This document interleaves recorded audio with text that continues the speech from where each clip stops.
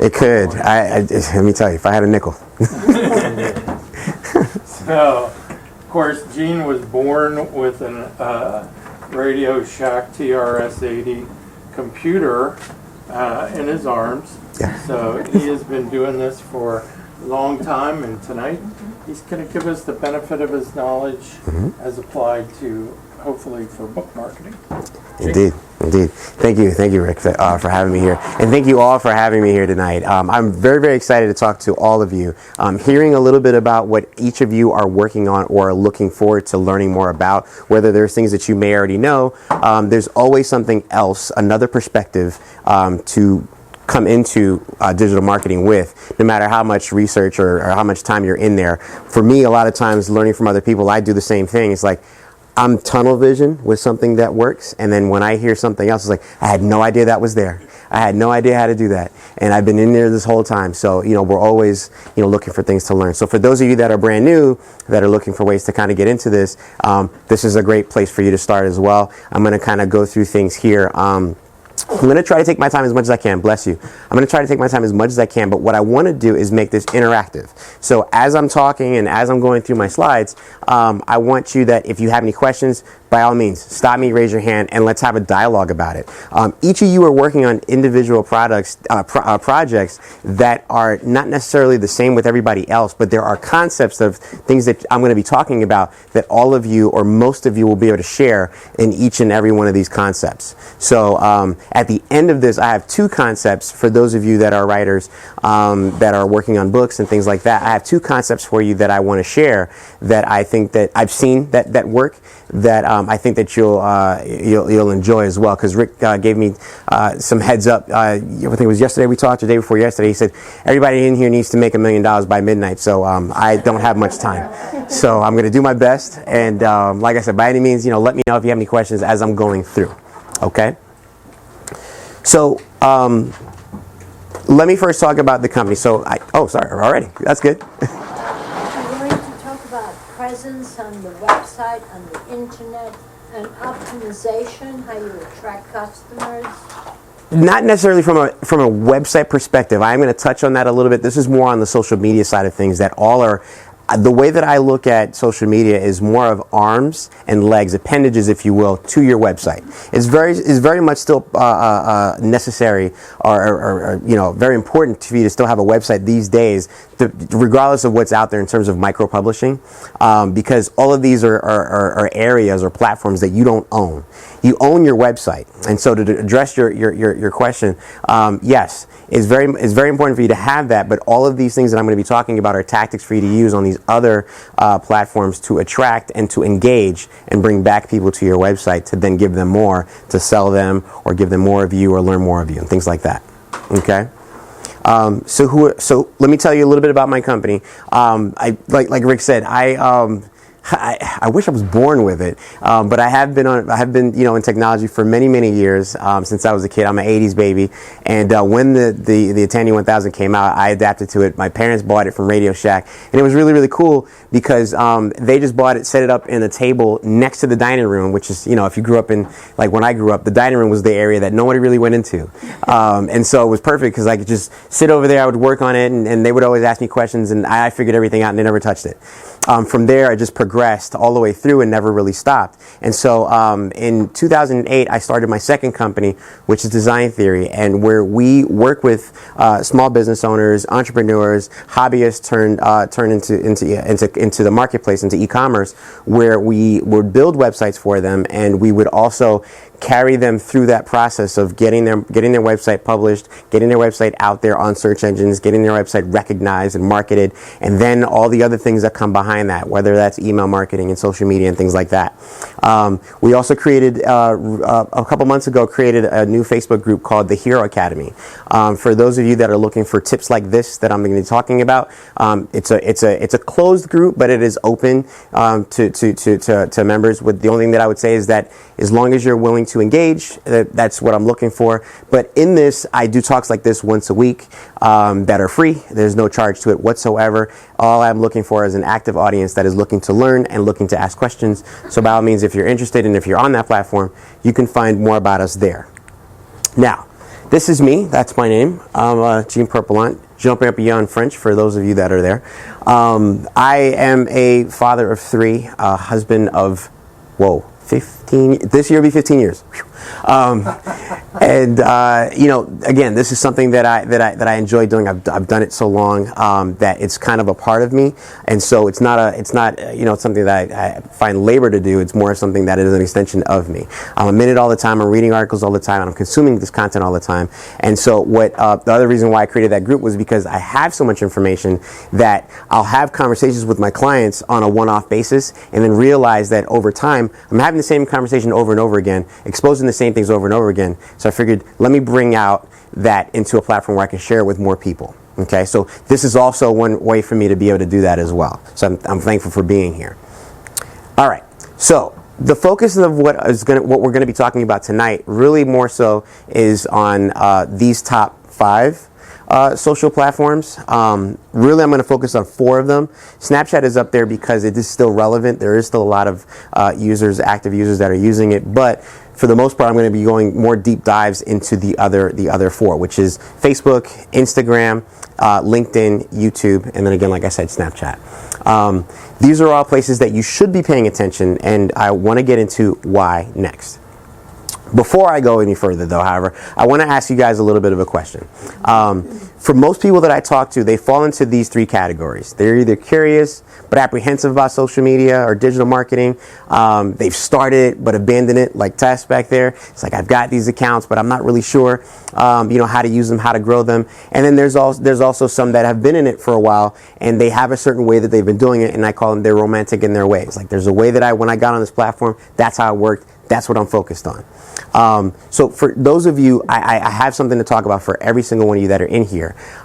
So I don't want you to worry. Oh, also, before I forget, all of this will be available for you guys. I created a page on my website that has the full presentation along with more content that is not in the presentation. So if anything, if you're going to write down anything, more so questions, but this whole presentation will be free to you guys to download from my website. If you want to write down, it's going to be jpDesignTheory.com / oh, sorry. So it'll be, so it's JP and then Design Theory, DESIGNTHEORY.com, and then a / Orlando, Florida Writers Association, OFWA. All right, so what I'm going to show you guys here is more of just the slides itself. The full presentation with a lot more content on some of the slides is going to be there for you guys to download, and then you can review that later on if you have questions or further questions or want to go over it. So, for those of you that are out there that are curious and apprehensive, I have to talk about a little bit of word of caution for you. Before you get into any social media platform, you really should understand as much as you possibly can about it to decide whether or not it's worth it for you to get into. Because one of the worst things that you can do is create an account, and maybe you fulfill the account, you put your profile picture, you have your bio and all this other stuff, a link to your website, maybe even a phone number, and then maybe you even post something to it once or twice, but then never go back to it. What will happen is that, believe it or not, your audience, whenever you're out there or doing things, what they're going to do is they're going to search you up on the platform of their choice, right? And so if that platform is Instagram, or if that platform is LinkedIn, or that platform is Twitter, and they see that you're not that active, and they're going to have a negative connotation when it comes to you, especially if you're trying to sell them something. So be very, very careful if you're curious about getting into an application or into one of these platforms and you're really not ready to go full steam. For those of you that are out there that are thinking, well, I started it, maybe I abandoned it, or maybe you have an idea and you say, I definitely want to do it, but maybe I don't have much time, right? For me to keep up with this, means that I have to be creating content on a daily basis, and really to be effective at. Oh, sorry. Don't talk to you, Siri. For those of you, to be really effective on these platforms, you really have to be creating content on these things every day. And I really want to stress that it's probably going to be upwards of like 10 to 20 times a day, to be honest with you, in a lot of these. Which is, I know, it sounds a little daunting, right? But with all the different platforms that are out there, it's possible to do, but then you kind of have to weigh out, you know, how much attention you really want to put on that platform. Not to mention how much of your core audience is actually going to be there, and that's why I want to talk about these top 5. One good side of that, or I would say one way out of that, really is to hire somebody to manage your accounts for you.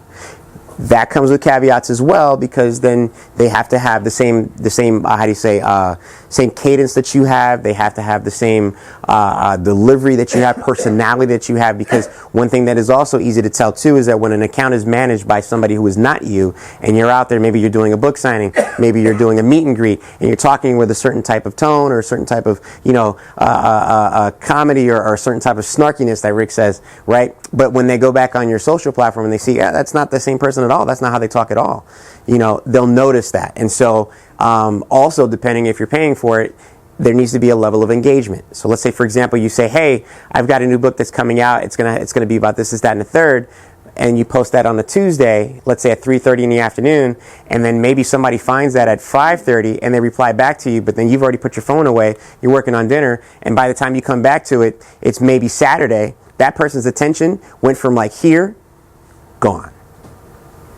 Question. So are you saying that 10 to 20 times a day is not 10 to 20 posts, but 10 to 20, including engagement and responses and stuff like that? Yes. Yeah, we're going to talk a little bit more about how those responses and engagements can vary from platform to platform, but really what you're looking at, and that's on the lower scale of things, to be honest with you, because the biggest thing that we're going to talk about a little bit later too is consistency. But across the different platforms that are out there, and really if you can focus on 2 or 3, you're really going to want to look at how to do 10 to 20 interactions per day. Okay? Now, for those of you that are on the third side of things, you're romantic in your ways. When we first, how many of you are on Facebook? Majority of everybody in this room, right? When you first got on Facebook, if you remember how it worked a certain way. It was kind of a little cleaner than it was now. There wasn't a bunch of noise. Maybe the content that was there and people that were posting was more relative to what was actually going on with them. Now it seems to be maybe a little more curated, or maybe a little more redundant, because they're sharing the same things that you've seen already, or somebody else is sharing that, and so it's, you know, the same things going on, and so it almost becomes stale, if you will, depending on where you are. There are areas within Facebook that we're going to talk about a little bit later that are alive and thriving very, very well. But the original way that Facebook was, in terms of getting into it, seeing, you know, a wall and status update. Also, for those of you that have a lot of friends that are on Facebook, if you've noticed over the years where you used to see a lot of different posts from different people, you know, based on how many friends you have, now you're only seeing certain types of posts from a specific subset of people, maybe like 5, 6 people, and maybe you have like hundreds of friends, and you're not even seeing them anymore. There's a reason for that. They keep tweaking their algorithm around to kind of show you what they think is worthwhile. The problem with that is that when we get stuck in our ways, in terms of how we used to see it and how we think that it should stay, we don't change. The platform changed, and everybody else that's using it, majority of us that's using it, is changing, and we're not. And that's also dangerous. Yes? What was that thing going around about if you see the same 25 people, you're only seeing those people, and the rest of them in your contact group are not showing up, or something like that? I haven't found that to be true. It all depends. I don't know, and somebody else said that it's not true. And it is. So are you talking about Facebook, or are you talking about another platform? Facebook.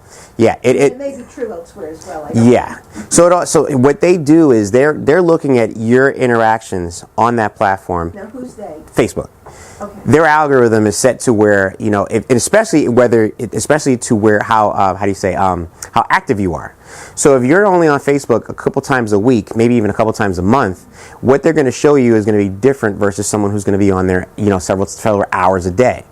Not only that, but for the time that you're on there, if you're only talking to certain people. So let's say, for example, when you first get on, let's say a year or two ago, you would reply, you would hit the like button, you would comment on various types of people's posts, right? But then over time, you start to only comment on certain few. So maybe the same people that you see, but then you don't really hit the like button anymore because, I've seen that already, I'm tired of that. What Facebook is doing, and their algorithm, what they're doing is they're saying, oh, this person used to interact with these people all the time. They're not anymore. Let's start showing them something else, or let's start showing them more of what they are interacting with. That's how that's how the ads come into play, because they're looking at your interactions. What they want to do is everything is tailored to make sure that you stay on more often. So where you may have been on, you know, several times a week, and you're only seeing this, they're saying, oh, okay, well, when they're on, they seem to interact with this a lot more. So we're going to show them more of this so they can come back every day, every hour, every couple of minutes. Does that make sense? Oh, yeah, it does. I mean, I didn't know how it applied to me. Yeah. It does. It's very there. You would think that because maybe even, let's say you had 50 users, 100 users, 1,000 users, doesn't matter. Their main thing is to make sure that every user that's on that platform, when they log in, is engaged for minutes, if not as close to an hour as possible. Yeah, it didn't happen to me, but I didn't know what they meant by it. It's Somebody definitely, said that. absolutely. So the Facebook Pixel. Yes. So, for example, like if I go to a music website, Mhm. instruments, the next thing you know, those same instruments are then popping up. Mhm. So, You know all about this, yeah. how much? I mean, Facebook they want to make money, so Yes. the ads are important. So, how much is the algorithm then doing between what it's taking based upon my internet searches Mhm. versus what I'm doing within the platform and engaging or interacting with people on the platform? It's taking it all. So it's not just taking what you're doing online, it's also watching what you're doing offline, and it's watching who you're congregating with, and it's watching, because again, we have this, right? Tracking you every minute of every. That's absolutely right. So it's got you, right? So as I come here, it's saying, oh, okay, well, that's interesting. He's there, and then he's there with all these other people that are on the platform. Maybe he's interested more in books. Maybe he's interested in writing, or maybe he's interested in that. When I get back on, I won't even do a search for writing, maybe for looking for a book coach or anything like that. I might start seeing some ads because I'm here with people who are also aligned with me. If you have the app, No, doesn't matter. doesn't matter. Even Doesn't the matter. version. You know, It doesn't matter. You've got an Echo or a Series or Go ahead. you can have a conversation in Yes. your house, and the next thing you know, The next thing you know, you're seeing ads. So I definitely have a slide where I talk about that a little bit more, but you're absolutely right. So, and that's the next thing. Sorry, Rick, I know you had a question. I'll come to you. Go ahead. I'm just curious because you're talking about Facebook. Yes. You're talking about personal pages, or you're talking about business pages. I'm talking about you're active using, you using it. In other words, for us promoting wise, isn't it more important for us to have a business page? It does. That's a different topic. Let me address that though. So, and we're going to talk, I'm pretty sure we're going to talk about it a little bit further when we get to the Facebook slide, but I definitely want to address that. So, if you remember back when Facebook launched the Facebook brand pages option, where you can finally separate your personal profile from your professional profile, or let's say a business or something like that.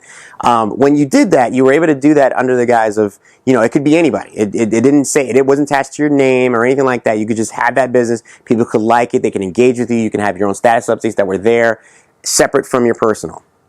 What Facebook has done over time is they saw the engagement that was happening there, and then they started to say, okay, well, this seems to be working for people. Let's see if we can get some brands in here. Brands started coming in. Now we're going to say, okay, well, unless you pay for it, you're not going to be seen.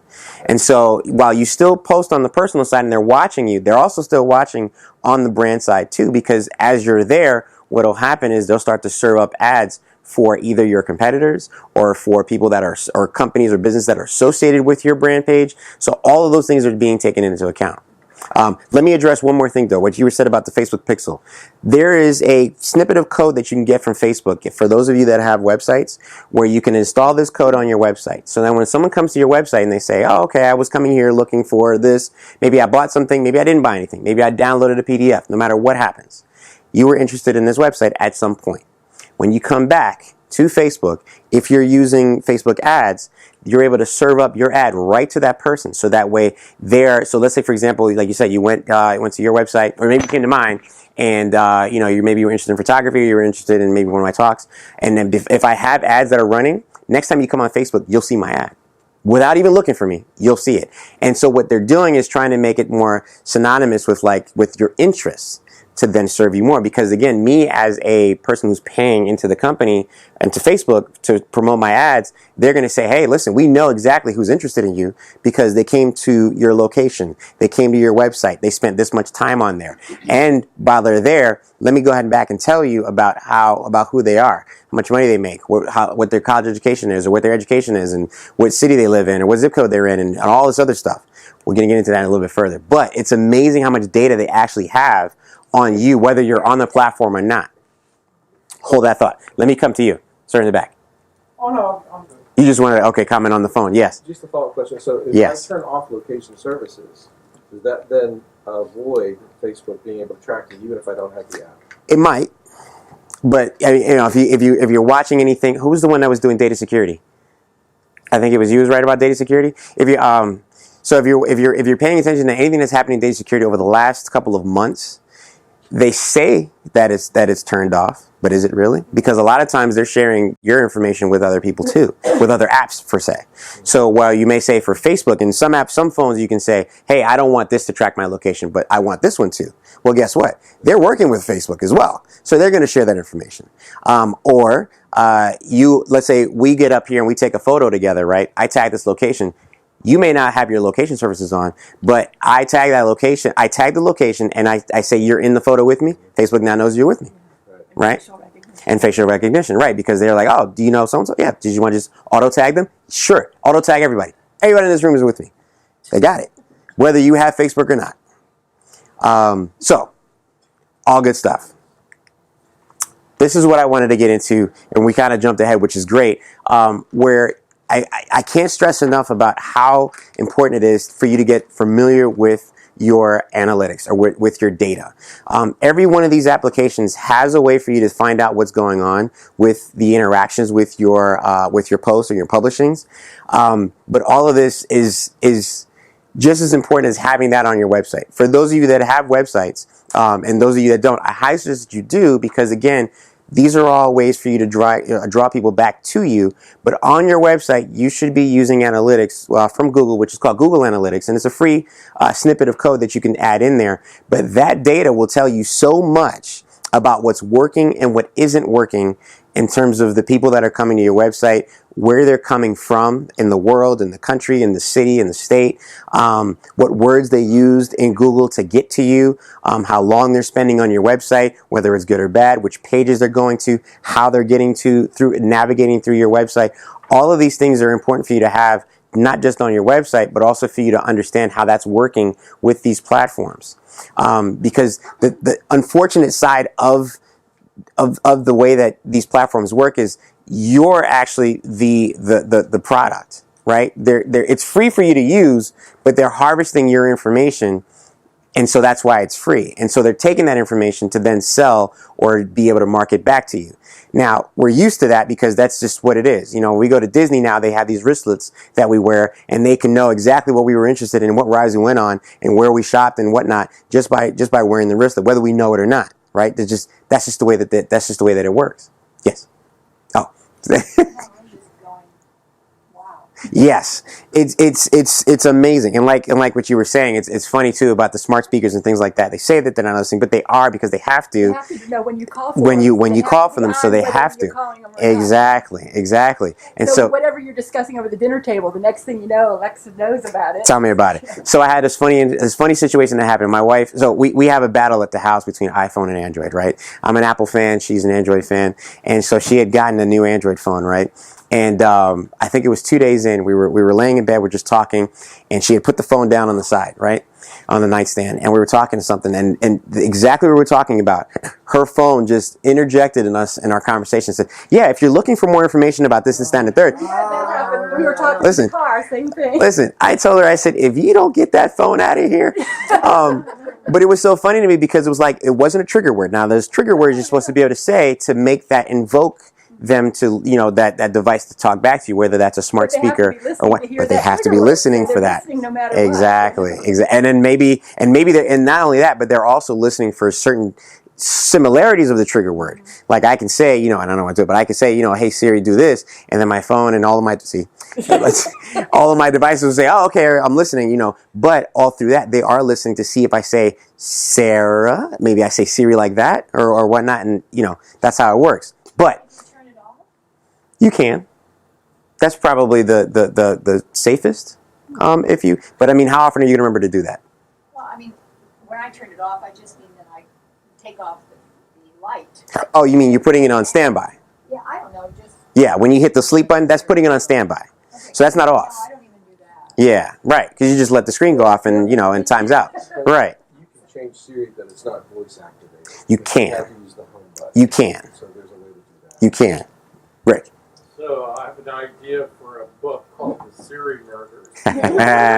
Listen. Where Siri gets used as a witness in the trial. Yeah. That's fine. You believe it or not, Here's the whole. I think they did that with the the parrot one time. A parrot was repeating back. Yeah. believe it or not, that's more realistic than you would think. Because the data is in there and they can go and harvest your devices to go and pull back that data to see, hey, was there any reference to, because let's say the murder happened with a knife, right, or with a chainsaw. Was there any recent searches in the past 6 months for a chainsaw? The data's in there. Exactly. So yeah, those devices can talk to you back and tell you about that. And so we talked a little bit about this, but I definitely want to reiterate this, is that they do have the data. Now, I want to take you guys back away from the consumer side onto the business side. The good thing is that they have the data. And so when you decide to put money behind these platforms, which you have to now, there used to be a time where you can go organically and you can, really start to get some engagement, like when the Facebook pages first came out, like when Instagram or Twitter or whatnot, you could really get into some things. Now it's like the only way that you're going to really be seen is if you put money behind it. The good thing about it is that if you think about traditional marketing and traditional media in terms of digital, let's just say TV and ads and things like that, they were doing blanket marketing based on subscribers. They had no idea about these subscribers other than maybe where they lived and maybe some basic information that you could probably get from the Census Bureau and say, well, in this zip code, there's this amount of people and they are this many demographics. It's still very vague to say, how do I know that if I'm going to pay for this television spot, a 30-second television spot at this time of day, that truly 100,000 people are going to see this in the area that I want them to see? I really can't tell. Same thing with print media or print media, right? When you get those things in the mail with the little leaflets and flyers for the $1 this and whatever, they don't know who's really taking that and looking at it and reading it, right? They don't know if anybody's clipping out any of those magazines. All they can do is they can tell you, say, hey, for $500 a month, we can make sure that we can tell you that we have to 5,000 mailboxes that we're going to deliver this to. It's 5,000 people is going to see, it's going to have eyeballs on your thing. That's what you think. That's what it used to be. Now, when it comes to Facebook and Google, we can absolutely tell you who's looking at your information, your content, down to the person, almost down to the time. That's the difference between broadcasting and nanocasting. There you go. And so for those of you that are looking to really get your content out there, there's really not been a better time to really see the return on your investment and to see how effective your advertising dollars are going. Back then, it was like Yellow Pages, right? We would say, okay, well, I want to be, in the A column. I want to have a full page and this and this. I know people see me. Now, I get the Yellow Pages, and I promise you, just because of, I'm more of a conscious, eco-conscious person, I take that thing and I bring it right to the recycle bin. I don't do anything else with it. And they continue to deliver it to me every single year, and sometimes in the middle of the year, which is weird, those little small ones. I don't know why, but it was funny because it's still a good thick book. Yeah. People are still paying good money. I'm not saying that they've discounted it. They're paying good money to be in that thing. And people are telling them that the salesmen are telling them, say, hey, we're delivering this to 10,000 households, and we can deliver it to even more if you want to, because we work with our partners in this state, in this state, in this state. So you got a website, right? Well, there definitely is people who's going to see your website on this state and this whatever. Sure, there is. Not going to happen. But wouldn't that be true? I mean, I can see where that might work, because some of my clients, they don't want to deal with computers at all. Sure. I mean, they're generally the upper end of the baby boomers. Sure. But that's still a large group that would rather go to the Yellow Pages sure. than search online. Sure, but that group is growing small. I'm not saying that it isn't, but it's smaller and smaller and smaller. This is where majority of the people are. It just is. And it's not going back. Like, there's not a trend that's happening where it's like, hey, the Yellow Pages. No. It just isn't. I'd like to tell you that, whereas like other trends are coming back, like, old gaming systems, and if you find a Tandy 1000, it'd be worth several thousand more than it was back then, but no one's really looking for those old ways of finding information. We're too easy. It's too easy for us to just pick up our phone or even ask our smart speaker to tell us, hey, is this restaurant open? You don't have to, because for us, we have ours. It's a decoration now. Like ours sits, right when you first walk in, and it looks nice because we got, my wife got the whole set. We've carried her from state to state every time we moved. All of them are there, and then every couple weeks she wipes them down, so it doesn't look like they're dusted and like they've been used. They're not. And they're updated too. They are, because they only had that content for that time. Place to hide money. It is a great place to hide money. It is a great place to hide money. You remember exactly. Right. Question. Yeah, so, like for me, I'm going to be trying to sell my book. So I'm selling myself as an author. I don't really have a business page. Can you advertise as an individual on Facebook? Absolutely. Absolutely. It's also good for them to start a group, Facebook group around their book. Or their Yes. topic. Yeah, absolutely. I know they're like targeting people. How effective are they? Because I know I just like skip all the ads. You'd be surprised. You'd be surprised. So, so let's say, for example, and I actually did talk about finding your avatar or your customer profile. That's also a very, very important thing before you even get into doing ads. And the reason why is because you need to understand who is your base, who is your target market, who are the people who would be most likely to purchase your book or your screenplay or your, whatever publication it is that you're doing, right? And there's a way to kind of ratchet up and work to that, and we're going to kind of talk about that a little bit later. But to understand who they are, to then take that to say, let's say, for example, I'm selling something that is ideal for people between 35 and 45 that are college educated, that make, anywhere between 60 to 100,000, that live in a certain zip code, that work at have a blue collar job, that are interested in these types of sports, that have read or commented or have looked at these certain types of books, that have been to the movies, that all of these things that they do, that we do on a regular basis, believe it or not, you can target that down. More so, one of the things that I have to give Facebook credit for is that they have more defined micro data or macro data. Micro? Defined data. It's really defined in terms of what they can get down to the person. Google is very good too, because we have Gmail, we have all these other things. We use it as the Chrome browser, so it's kind of watching a step by step is what we're doing. Facebook, because of all the different interest groups that we're into and the different posts that we communicate on and engage with and whatnot, and as far as all the information that we willingly give it, it has definitive data for us to be able to target exactly who we want to target, to say, hey, this is a book that you're going to be interested in, or this is going to be a movie or a screenplay that you're going to be interested in getting behind or working with me on or whatnot. Can we charge them for our data? You cannot.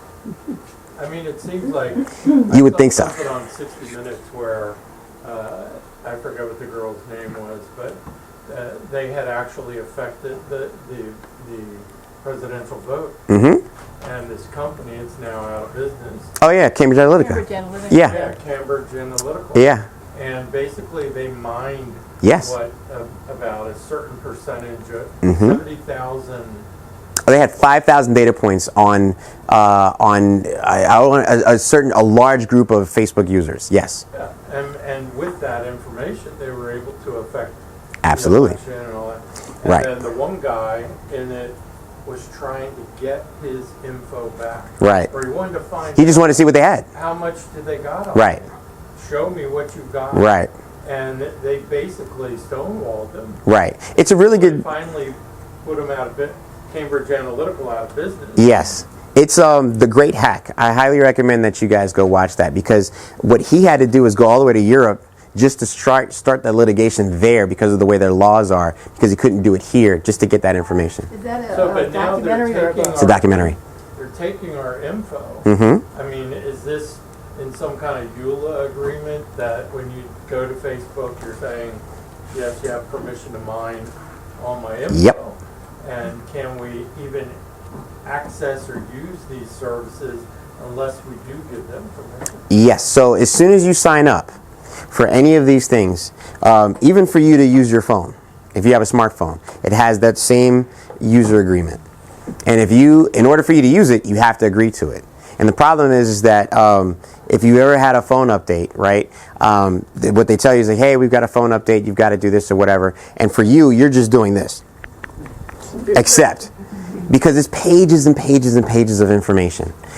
They do give you the opportunity, and I believe that it was a law passed where they had to give you the opportunity for you to print it, right? So they give you a way that if you want to print this or email it to yourself, you can do that. If you can go on their website, if you want to dig down and try to find it, you can do that as well. But guess what? We're not going to do it, because what we're trying to do is, hey, I just need to make this phone call. What do I have to do? Where's the accept? Yes. And if you don't download the upgrades, they slow your phone down. They slow your phone down. Exactly. Exactly. Yes. So, where's the paid part? Are we paying for an ad on Facebook? Yes. That they are going to sell us? Am I going to sign up and pay for something about my book? How does that work out? We'll get into that. We'll get into that. Let me get past this. This is great. I enjoy this. This is fantastic. We're gonna have fun. Go ahead, Rick. Just before you end up tonight, if you could tell us where we could retire without any of this technology. Yeah. Once I find out, I'll let you guys know. Because right now, even looking at like abandoned islands is scarce. So yeah, it's really like one of those abandoned island. There is no radio communication, and someone, let's say for example, somebody even visiting who would have some type of thing like this wouldn't even come across you. You have to be really, really remote. They would have to not know that you went there. That's the only way. We need a Gilligan's Island. That's what we need. Right. That's what we need. So I want to talk really quickly. I don't have much about Snapchat, but I do want to talk about this in terms of one of the ideas. Actually, this is an extra one, but one of the ideas I have for you guys that are publishing. Now, Snapchat is still very much viable. There's still a lot of users that are on there. As of, I believe this was as of March of this year. Or no, July of this year, we were seeing at least 190 daily active users, which is an acronym DAU. And this means that these are actively people who are using the application every day. So we're looking at 190 million people every day still using this application. Even though it's not as popular as any of the other ones, it's still good to note that there's still that many eyeballs using this application. Now, there's a certain demographic that's popular on this application that is more of your millennials, your younger kids, your teens, and so on. However, if you are creating content, whether it's a screenplay, a book, or whatnot, that is for this demographic, you want to spend time here, because they're going to see this. And you want them to be able to share, you want to be able to connect with them, and you want to be able to engage with them on this platform to do that. There's a whole other thing we can get into about that. But one thing I want to give to you guys that are doing this, let me give you a scenario of if you were doing a book signing at a Barnes & Noble's. And your book just came out. You've been kind of pre-launching it and talking about it and working it up. And so it's going to be on Saturday between 12 and let's say 2 o'clock before your hand gets too tired. On Snapchat, you can create a filter. And if you guys have seen Snapchat, these are these little things where you can put your face to the camera and it changes your face a little bit, adds like a crown or makes you beautiful or whatever, right? These are called filters, right? So they have a feature that's called geo filters. And these geo filters you can actually pay for, which has an artwork that you design or you pay to get it designed or whatever, but you are able to upload it to Snapchat, and for maybe an hour, I think it's a 2-hour minimum, up to, I think it's like 6 hours, where as long as they're using Snapchat, as soon as if they're in that area, because you can define and say, I want this to be in this, so many square feet or square mile or whatever, depending on how big or small you want it. But let's just say that was at the bookstore. The bookstore is not going to be that large. Maybe it's like 3,200 square feet, right? So in that bookstore, for between 2 and 4 o'clock, anybody that's on Snapchat, as soon as they swipe, they're going to see your graphic. And so the thing that you do on Snapchat is you're taking pictures with it. So maybe they're doing a selfie with you. Maybe they're taking a picture of you signing their book. Maybe they're doing a video of you of you interacting with them. Maybe it's them waiting online to come see you. So while they're online, of course, what they're doing is they're going through their phone. And while they're using that, they're able to use your graphic. So they're sharing your information, your personal or custom graphic on that platform to their audience. And so I want you to kind of wrap your mind around that. So if someone who's already interested in you comes to see you to sign, to see you sign their book, you could probably ask them, say, hey, can you tell 5 people about my book? Yeah, maybe. They might do it, they might not. But if they use this filter, they're telling everybody that that's following them for free, because you're not, essentially they're doing it for you, but they're showing all these people their interest and who you are. They're exposing you to them where you couldn't do that to them directly. That's amazing. That starts at $5. To me, that was just amazing. And so we've had some people use it for concerts, for like nightclubs and things like that, and it works really well because, again, what are people doing when they're waiting online? They're on their phone. And they're trying to showcase, and that's the thing of these days, they're trying to showcase what they're doing. So that at a restaurant, they're taking pictures of their meals, right? You can imagine if you had, again, with that scenario, if you had that for your release or your book or whatever, they're doing that. Okay, so that's really all I had about Snapchat, and I really wanted to get into it. There's more in here, but again, if you guys go read the full presentation, you can kind of see the other tips that I have in there. All right. So Instagram for me, I feel like it's probably the biggest social platform that's out there right now. So much so that a couple years ago, Facebook saw what was happening with it, and they were like, "Hey, we want that," and they bought it. Right? They seem to be linked. Huh? They seem to be linked. They are. So what you put on Facebook ends up on Instagram. It could be. It does. But the data that's there, let's say that because there's a lot of people that are using Facebook, that are using Instagram, that aren't on Facebook. So remember the younger crowd is who started Facebook and don't really get on Facebook anymore.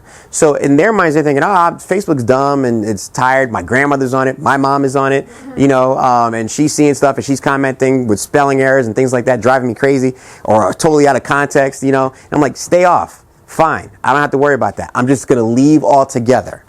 So while my profile is still there, maybe I didn't deactivate it, but I'm going to get on Instagram and I'm going to, do whatever I want to do there because they're not paying attention there. It's too fast for them, or they're romantic in their ways and the way that things used to work, so they're stuck over there. Meanwhile, a whole subset, a great audience just moved over to this platform. So Facebook saw that and was like, yeah, we're going to buy that because it just makes sense to us. The funny thing about it is that they're sharing data between both of those platforms, whether you use it or not. So let me give you some important facts about Instagram. There's over 1 billion active users using this platform. Instagram. That's only been growing and continuing to grow. The funny thing about this is that some of the features that are in Instagram that they've been rolling out over the past year or two are features that Snapchat was exclusive with. And they tried to buy Snapchat. Snapchat was like, no, we don't want to be like you. We want to be our own. So Facebook was like, all right, fine. We're going to do everything that you do on here, on Instagram. We're going to do the filters. We're going to do the stories. We're going to do the posts that disappear after 24 hours. We're going to do all that, and we're going to do more. We're going to add more time to it. Where you have a limit of a minute, we're going to add 2-3 minutes, and then we're going to add another 45 on top of that. And then we're going to do this stuff, right? Because they can. So it makes sense that 1 billion people are there, because once they started doing that, again, a lot of the subset that was on Snapchat was like, hey, I still got a lot of friends that are over here. Well, if I could do the same thing over here, guess what? I'm going to stay over here. Okay? So, over 1 billion active users, 500 million daily active users. That's a lot of eyeballs on this. When you think about your content that you're creating, that you're working on, let me step back and talk about this too. For those of you that are working on projects that are going to take you another year or two to actually put out and publish, one great thing that you can do is to start to leak that out. Talk about it. Hey, kind of like a movie, right? Where it's like, hey, this movie's coming out, on such this date. Where just came up with the new chapters. This is a little bit of a headline about it. Put it up there. Because what will happen is that the more that you continue to do that, and one of the tips I'm going to give you is about that. But one of the things that you can do is to be consistent or to be engaging is to kind of talk about these little things that you're doing, so that people can kind of get excited about it. Now it's like, oh, okay. Instead of just hearing about you whenever that you have a release and it's published and it's done, now it's like, oh, I didn't know. Show the behind the scenes. Yes. Sorry, a couple questions. Yes. Oh, I'm sorry. Yeah, no, that's fine. Go ahead. I was just going to ask, so Instagram is not just a photo? You can put words on it? Oh, yeah. Oh, yeah. So much more than that. So much more. Between doing photos, doing videos, doing swipe up options where you could link back to, let's say you want to link back to your Amazon page where your book is. You can. It's a lot. Put a caption on a photo? Yeah. Okay. Yeah. There's in some cases you can do it within the app, and in some cases you have to do it outside of the app, then bring that in. Stories, for example, you can add captions, you can do polls.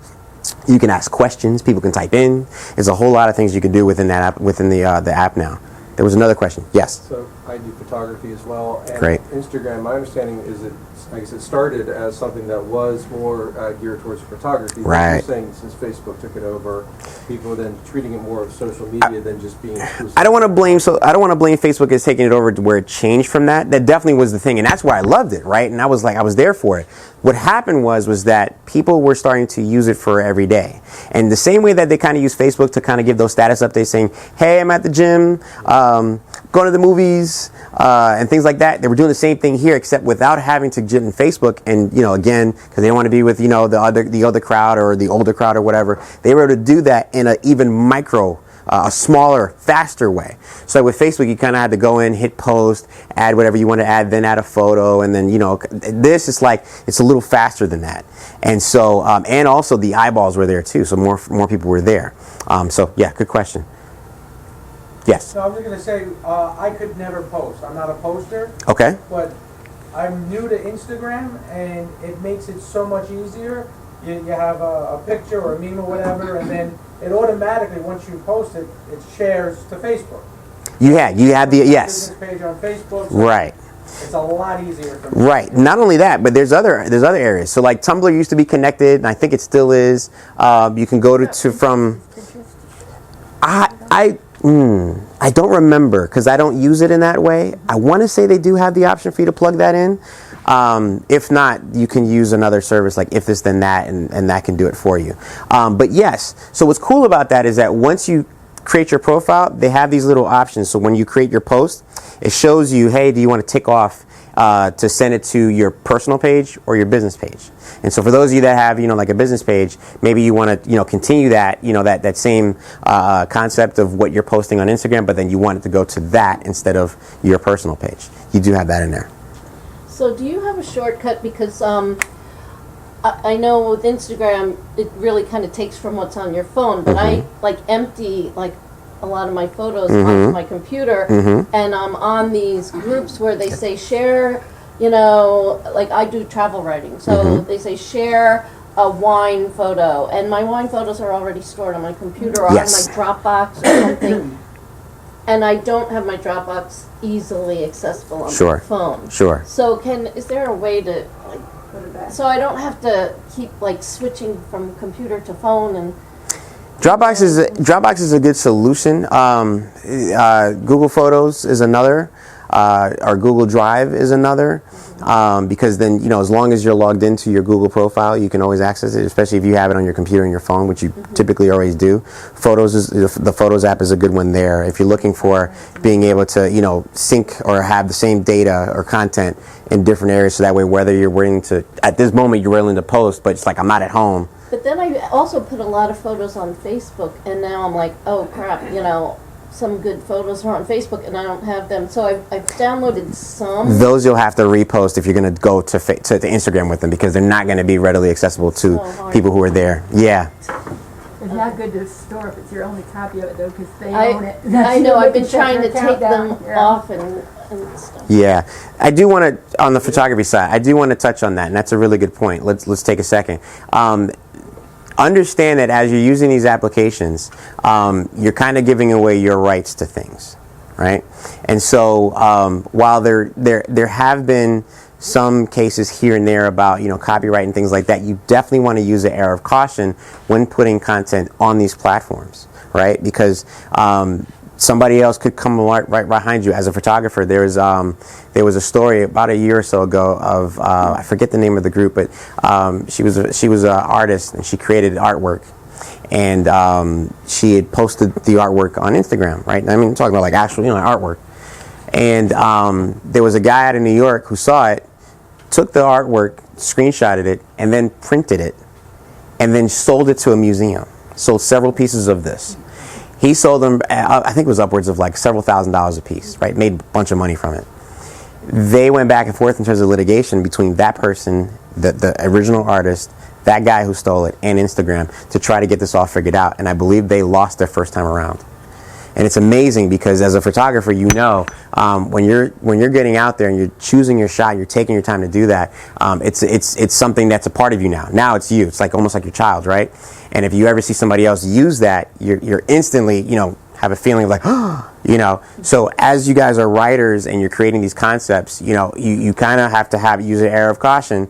If it's something that shouldn't be out there just yet or it can be taken and used, chances are it will be. But then again, that's the whole thing with the internet. As soon as we put it online, assume it's already been taken or will be taken. And Facebook can shut your account down at any time for any reason. That's- You lose everything Facebook's that you user store there. agreement said Hold that thought. they co-owned Right. anything you put up there. Right, because they're taking the responsibility for a lot of these things too. Now, in terms, say what you said again. Well, you probably want to make sure that you direct people over to your own personal Right. website rather than to like your own Facebook group. Right. Or whatever, because they own it and they can shut your group down or your page down. Right. For no reason, and everything you've got stored there is just not. Exactly. The thing about these platforms is that, remember, they're not yours. And like I said at the very beginning, have your own website because, again, you're using these things to bring people back to your website. That you own, that you can manage, that's your content. If they decide that they want to shut down Facebook tomorrow, or they say that every user is going to have to pay $20 in order to use it, and they all leave and they go to another platform, all of your content is still there. It's still stuck there, right? So, quick follow-up. Yes. So let's say, for example, you have a photograph that you post on your Instagram. You're trying to promote yourself, your photography, yada, yada, yada. Mm-hmm. Is there any cases that you know of where someone has then printed that photograph, sold it to the museum, and Instagram said, no, you can't? I haven't seen that. No, I haven't seen that. But That you have the rights to do that. if they wanted to, they're not in the business of really doing that, right? They're more looking at trying to make sure that people are actively using the application and paying to get on there. They're not really looking to say, hey, you posted the same thing over here and you sold it for $1 million. You owe us half of that.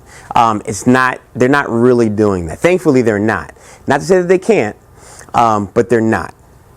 And on that, the fact that Facebook owns it or that you're giving up your rights, I sometimes curate information and I share photos or I share something that somebody else posted, but also I write articles and I put them in either on my blog or on in a publication. Am I able to take from Facebook if I see a really good shot of something that's related to my city or something? As a creator, it depends. There's this thing called Creative Commons. And if that is something that is from Creative Commons, which you'll have to go back and look, because if it's on Facebook, you don't know now. But if it is something that is from the Creative Commons, yes. If they've said specifically within their Creative Commons license to say, hey, this can be used so long as it's attribution, or this can only be used in certain editorials and not be used in this way. Or this could be, this can be used in whatever way you want. Am I doing it right? It is. The best thing to do, to be honest with you, is to, when it comes to looking for content in that regard, work with a photographer. Work with a creative who creates this type of stuff. Because then you can get exclusive rights from them, and they'll either give you rights for, specifically, they'll say, hey, well, if you want to do it for your book, well, how many people do you think your book is gonna sell? Oh, it's probably gonna sell several thousand copies. That means that several thousand people is gonna see my image. Well, maybe I'll give you that photo for free so long as you credit me and say that this photo is from me. Maybe kind of like an artist signing the photo. Maybe if you let me sign it with my watermark or whatever at the very bottom or whatever, so that way people see it, maybe I'll let you use it for free. And then everybody wins. Or I'll say, oh, you're 100,000 people, you're a published author, and I've seen your books, I've Googled you and looked it up. You sold, several million copies of da-da-da, you want to use it? Yeah, you're going to pay me. You just are. And I'm going to say, you're going to pay me per how many books? Maybe you're going to pay me per 100,000 books, maybe per 1,000 books, and then after that, every 1,000 more, it's going to go up and up and up or something. I don't know. Yes. I was just going to make a comment that for all of us in here, anytime it's for a commercial use, ask permission. Yes. I'm going to step back here really quick. Excuse me 1 second. Let me just reset this. Absolutely. Sorry. I'm going to reset this really quick. This is great. Great. Okay. So. Oh, was there another question? Yes. So, how do you actually get people from an Instagram post to the website? Am I always giving my website address, or? So the cool thing in Instagram is that you have in your profile you have a link. And in that link, it could be whatever you want. You can change that link as often as you like, or you can make it a static and one-time thing. So that link in your profile is going to link to your website. It's only one link you get. Now, there's ads. When you do the ads in Instagram, those ads, you can have them linked directly to something else. So maybe your profile is linked to your main page, but then maybe you have an offer, right? Maybe you have an offer that we call it a call to action. That if those people who see this ad or see this post in Instagram, if you act now, or you hit the up button, or you slide up and you interact with the ad, it'll bring you to a landing page. And on that landing page, or some of us used to call it squeeze pages, on that landing page has an offer, and on that offer you can buy it. They have that option. The other thing that they're doing now, they're trying to keep everything in-house. So now you can actually buy right there on Instagram. So maybe, for example, you have, we were talking earlier today about, doing ebooks and compacting things and selling the whole, let's say a whole series in one. So what's cool about that is that you can actually offer that download right there in Instagram. So people are selling shirts, they're selling books, they're selling all types of stuff right there on the platform without even having to leave to go back on your website. So for those of you that have websites that don't have e-commerce set up, this is a great time for you to be able to sell because you don't have to go through setting that stuff up. You can work that stuff through the platform. There are some restrictions and things like that. We can, you can see me afterwards, we can talk about that, but that's a really, really cool feature to where it's like, hey, the tension's there and the desire is there. Why cheapen that or maybe lessen that by having to go somewhere else? I'm not saying, like we talked about, I'm not saying not link them back to your website. Always do that because they could change. If those of you that have been, like you, those of you that have been on social for a while, they can change this tomorrow. And then it's a whole different way that we have to do it. Right? To, piggyback on that, there's also like, I follow a lot of food bloggers on Instagram. Yep. And they'll say, for the recipe, click on the link in our bio. Right. Does that mean they change it? But then you go to a page and there's like 20 pictures and you click on that and that's where the link is. No, the link is, so it depends. So the link is normally, if you click on their bio, which is like their name or their little photo there in the corner, when you click on that, it brings you to their home page, if you will. And in there, you're going to see their name, their location if they have it. They're going to have their it's going to have their location, it's going to have their quick little description, and then it's going to have their link. In some cases, they'll have their phone number. In that link that they put there, sometimes it's a short URL, and sometimes it's the full URL, depending on how they used it, but you click on that. That's actually clickable. That's the only thing in there that is clickable that'll bring you out of Instagram to wherever that you've linked it to. So yes. But that's not an Instagram page, that's there. No, that's within Instagram. Oh, what do you mean? Well, like if, let's say New York Times, they'll have the recipe of the day. And it says click on our link. So you click on the link and then it brings you to another view and it's got all the little recipes for the week. Or that's within Instagram, right? Yeah. Yes, and that's click on what you want the recipe for. Right. That's a new way that they've designed for you to be able to do ads within the platform. Okay, I don't know how to do it, but yeah, there's a whole process with that. But yes, that's within there. That's what I'm saying, which is great because before we were only limited to that one link in the bio. Now I can give you multiple options of different links based on the offerings that I want to give you, and not just the one where I have to bring you to just this one site. I can allow you to go to multiple different places based on the interest of what I'm giving you on that ad. Okay. And I can give you multiple options within that ad. I know. Hang in there with me. Hang in there. Yes. Yes. And then I'll come to you. Oh, no, go ahead. Oh, go ahead. Okay. Currently, I'm preparing or writing a series of training sessions. There are photographs or pictures in the training sessions. Up to this point, every single one of those pictures, I have bought the licensing rights for them. I am doing the same thing for my web page, where I have right now three or four pictures on it. And we have bought the ones that we can buy. We can't buy all of them. We had to change them. But that's not really the main question I have.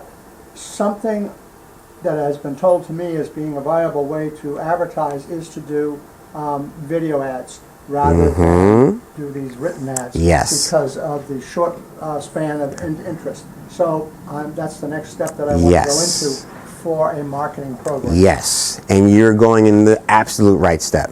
All of the attention right now is being on, more so on video. It started off with text, then it went to images, and then it went to like memes and stuff like that. Now it's video. The problem is that the length of video has shortened and shortened and shortened. Oh, yeah, I can do it. It's 30 seconds. there you go. There you go. And it's not just me sitting there looking cute. Yeah, I'm in a costume. fantastic. So It's attention grabbing. it's an attention grab. Fantastic. You're gonna do even better with that. That goes into my next topic that I want to get into on this slide. But go ahead. You had a question. Just a quick question. Are we permitted to run a text promo ad kind of or offer on Facebook? Watch out. You're right in front of the camera.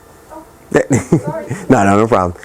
Are you permitted to do a text ad right on Facebook? Yeah, instead of, like, if we're not doing a video, can we do a promo So offer? you can, but Facebook has a certain limit of the amount of words you're allowed to use in their ads. I want to say it's like 4 to 5. Last I looked, it's not much. You really can't have a lot of text up there. They don't like that. It's very, and it also, the size of the words that you use also matters. So what happens with a lot of these ads is that you can create them, however that you create them, whether you paid for it and then you upload it. But when you upload it to them, they have to approve it. They're looking it over. They have a team of people, as well as some AI. You just can't post it. If you wanted to post it right to your profile, yes. If you wanted to make an ad, which is an ad that you're paying for, that's going to be seen on other people's, whether they're following you or not, that's different. That has to be approved by them, and that has restrictions. I can post On your own? a Yeah, promo? absolutely. On your own, you could just about post anything you want. But no one's gonna see it.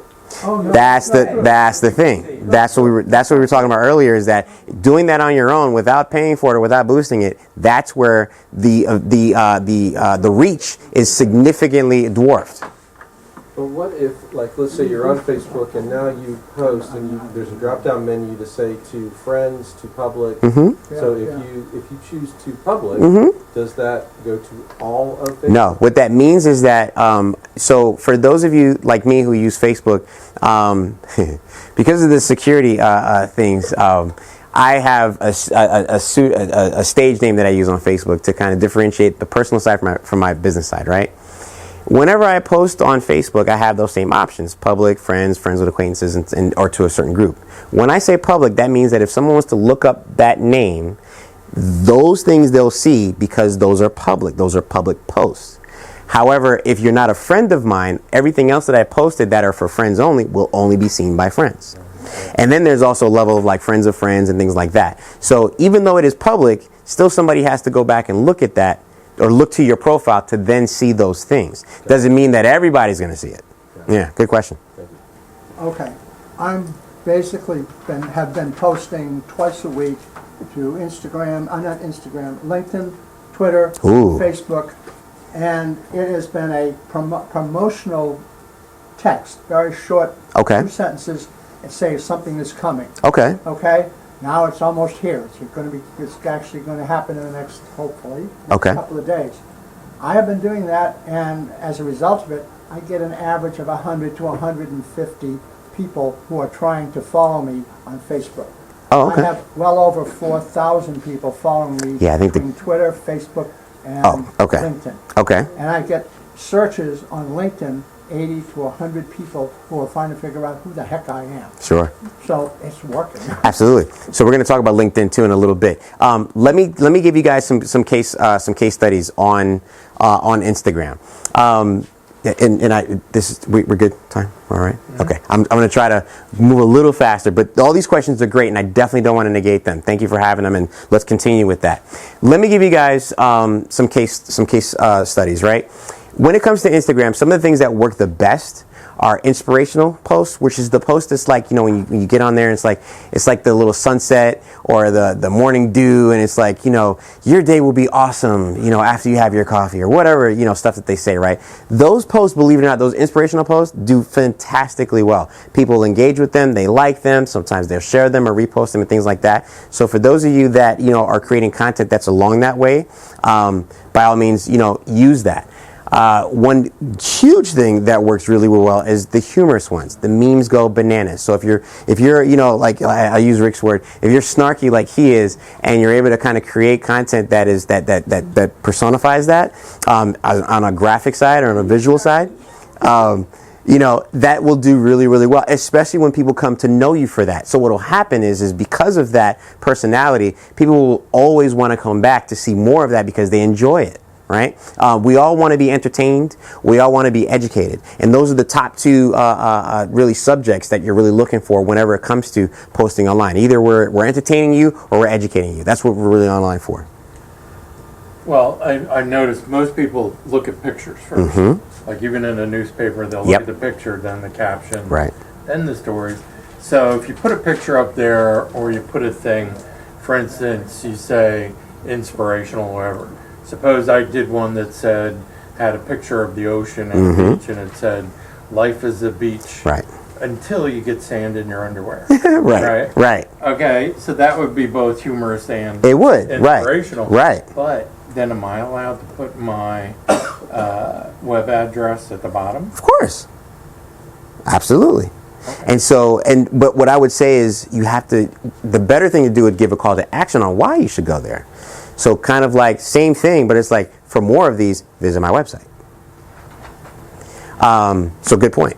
The next thing are Instagram stories. For those of you that aren't necessarily too familiar with Instagram, this is an area where you're able to create a story anywhere from 30 seconds to 2 minutes up and even more now with IGTV. But essentially what stories is, this was the section that they grabbed right off of that was working for Snapchat. And these are, I think they're 30 to 2 minute clips. They're at least capped at 2 minutes where it's a video. Or it's pictures. And so what happens is that, let's say, for example, let's give the same example about, let's use the example of those of you that write screenplays. Let's use a dress rehearsal. So dress rehearsal comes up, and so when you're coming to the theater, you're taking a snapshot of the theater. That goes to your story. So that's the marquee. Maybe it's got the name of the screenplay or whatnot that's up there. Maybe it's got the actors, whatever that it is. You go up, walk up to it, take a picture, you send it to your stories, right? Then you walk in, and it's the whole the whole audience, the auditorium with all the empty seats. Take a picture. Soon it's going to be filled with people like you who are going to come to see this, right? That's the next story. Then you go up. So you're essentially chronologically setting the whole day in bite-sized segments. What happens is that as people are following you on this platform, they're clicking on, and that's what these are, these little circles. They click on that circle, and they're watching exactly those snippets of segment, 7, all in a row. And what's cool about Instagram and with the stories is you almost can't get out of it. So once you click on there, you're just there. And if you tap the screen, it goes, let's say your story was like, maybe it was just a photo. The photo's not going to last that long, but maybe it was a video that lasted, maybe about a minute.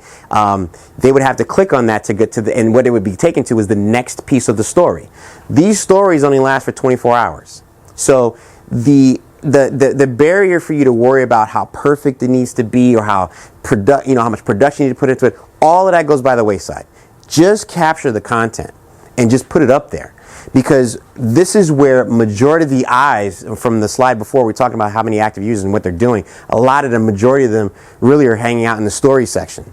And so the more content that you're putting up here on a daily basis, this is going towards the 10 to 20 pieces a day that I was talking about earlier. This is where a lot of this can go. 10 pieces of content can go right there in the stories just by chronologically saying, hey, this is what I'm about to do. Right? For those of you that are writers, right? When you go, let's say, I'm going to go buy this brand new notebook, and it's a moleskin notebook. Pick up the moleskin notebook. Maybe it was engraved or whatnot, or maybe you created one that's a notebook that people can buy. So now you have the first copy. So you go to the store. Here's a picture of the store. Here's me picking up the book. Here's me unwrapping it. Here's me writing my first note, or here's me writing it and giving it off to this person or whatever. All of those are great pieces for you to add to your story, right? And that right there is 5 pieces of content in one setting. Does that make sense? Yeah. Okay. So last thing that I want to talk about on this is curiosity.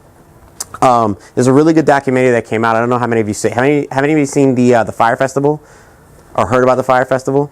So if you haven't watched it, if you want to see marketing at its absolute best, this is for you. You'll love this. I promise you'll sit there and you'll crack up laughing the whole way through. There's 2 documentaries that they created. Look up on Hulu has one that's more comprehensive, and Netflix has another one that's a little more tongue-in-cheek. Either way, watch them both. The Hulu one, watch it first. There's an event that happened probably about, I think it was like 2 years ago now or so, where there was this promoter, I think it was Billy McFarlane, I think it was his name. And he met up with a rapper and met up with some other people, and he had been creating events in New York and creating different things or whatnot, and came up with an idea of creating an exclusive event that was going to be in one of the islands of the Bahamas. In order for people to get there, in order for him to promote it, because it was a brand new event, it was a brand new festival, he had to create a buzz about it. And so what he did was, he got with a couple of advertising agencies and some influencers. Have anybody heard about influencers? Yeah. And so influencers are people who have a huge following for a certain reason. Maybe they're in fashion, maybe they're in music, or whatever the case is, right?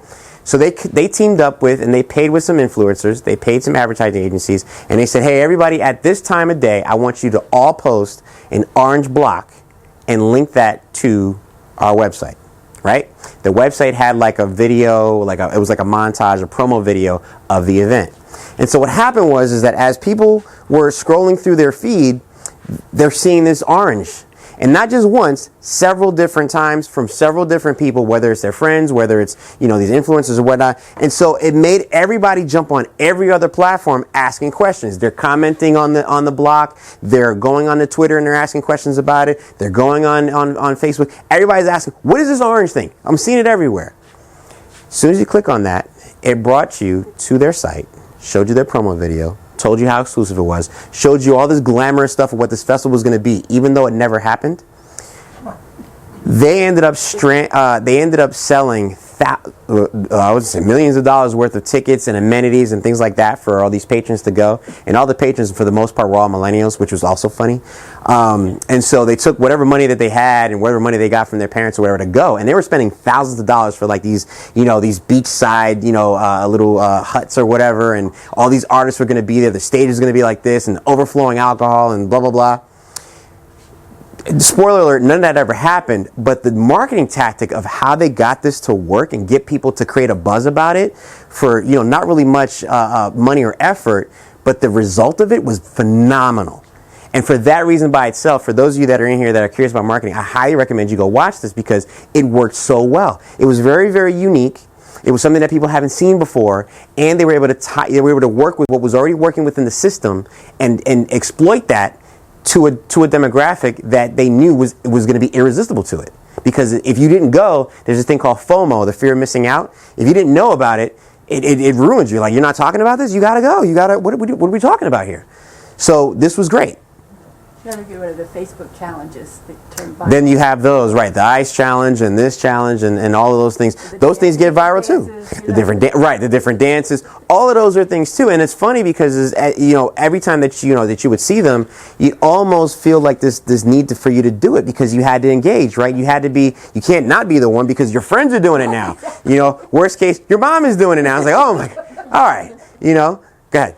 So I wanted to ask about the hashtags on Instagram because one thing I just recently read was you have to have 30 hashtags when you post and, to make it worthwhile. Right. But are people actually clicking on hashtags to find those? Am I really going to attract people with those hashtags? Yes. There's so the way the hashtags work is those are ways for people to follow a certain subject. Now, one of the tips that I was going to give you guys later on is those of you that are creating content as authors, especially if you're going to be creating books, and if it's a book about a certain topic or certain thing, as unique as you possibly could, create a hashtag for that. And it doesn't cost you anything to create a hashtag. But as you were talking about, you're releasing this slowly. And I don't know if you have, but if you weren't, use a hashtag with that. You were doing that. Yeah. Fantastic. But were any of those hashtags unique specifically to you or to this project? Project, and there were general hashtags that people that would be in the marketing in those areas. In the marketing area. Yes, that I'm looking but were one of those so you created 10, which is fantastic, by the way. But are one of those hashtags specific to, or unique to just you, or unique to just this project? Yes. Good. One. Good. That's all you need. The reason why I say that is because that is also going to be something that people are going to follow. So where that it's funny because then they'll get used to seeing that hashtag not only on that platform, but they'll go and see what else are you putting content on this other platform or these other platforms that are more frequent based on that hashtag. The other thing that you're going to be able to see is how many people are using the hashtag. So when you release that project, let's say it's a book or a PDF or whatever that it is, if it's something that's tangible, okay, so something that's tangible, you're gonna say, hey, listen, for those of you that buy, be sure to use the hashtag, Acme whatever, so that way I can see it and I can engage with you. Because now they're going to say, well, not only did I have been following this, but now I'm going to be able to engage with you, and I know you're going to be watching that, you're going to be seeing this or paying attention to it because you're responding to people within there. And what's easy about using that unique hashtag is that it's unique to you. Whereas you won't be able to follow the conversation if you're using a general hashtag like, beauty, sunset, whatever. Too many people are following that, but you can if it is specific just to you. Right? And then so you'll also see how well that does in these different platforms. And it'll tell you when you get ready to do the next project, hey, this hashtag did really, really good on Twitter, didn't do so well on Instagram or LinkedIn, but it did really, really well over here. So when I get ready to do this next one, I'm going to make sure that I've put a lot more energy and focus on this platform because it did really well the last time. Okay? So that's a really good topic that I know we're going to talk about a little bit later too. Okay, so some quick... So there's organic when it comes to these platforms, and then there's premium. Premium is when you're paying to get your content to be seen and increase your reach to whatever the demographic that is that you want to boost it for. Okay, and you'll see boost on just about everything now whenever you post something. Especially now they're paying attention even more so. They'll even tell you, say, hey, this post does really, really well. If you put $5 behind it, we can increase the reach to 30,000 people or whatever, right? And in some cases, they'll even say, hey, we'll give you, if you put $20 behind this, we'll give you another $20 on top of that, or we'll give you $50 for this, or whatever.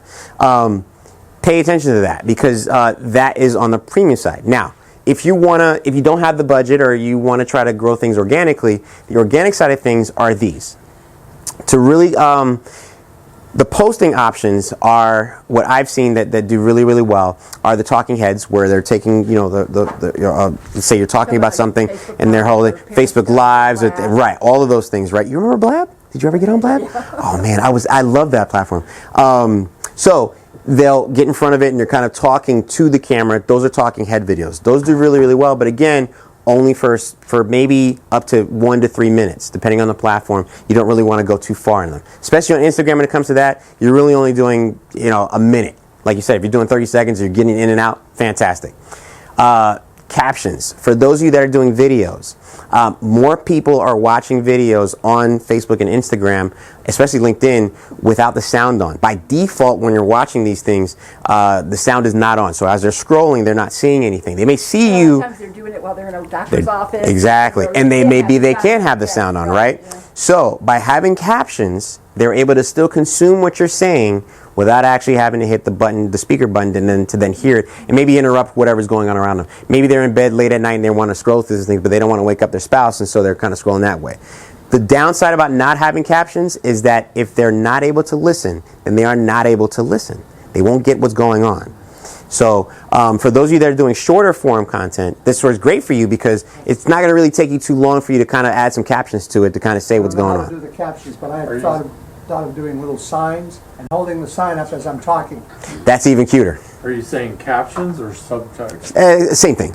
Subtitles, captions, just as long as so that way as you're talking, the text is coming up. It's like just automatically do that. There is not. So there are services that'll do it for you where you can upload your video to it, and it'll give you, and I believe it's called an SRT file, where then you can take that file and you can upload that file along with your video to YouTube and Facebook, and then it'll annotate. Yeah. It'll put it? It'll put it alongside with the video, so that as the video is playing, the captions will be right there.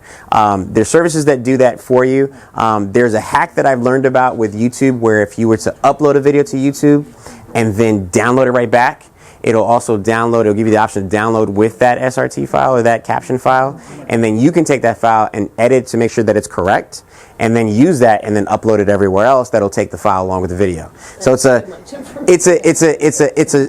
little bit of a hack if you don't want to pay for it. The easier thing to do. How many of you guys have heard of a website called Fiverr? Oh yeah. Fantastic. Take that video, especially as short as it is. Take that video, find yourself somebody who's got good ratings on Fiverr, and then have them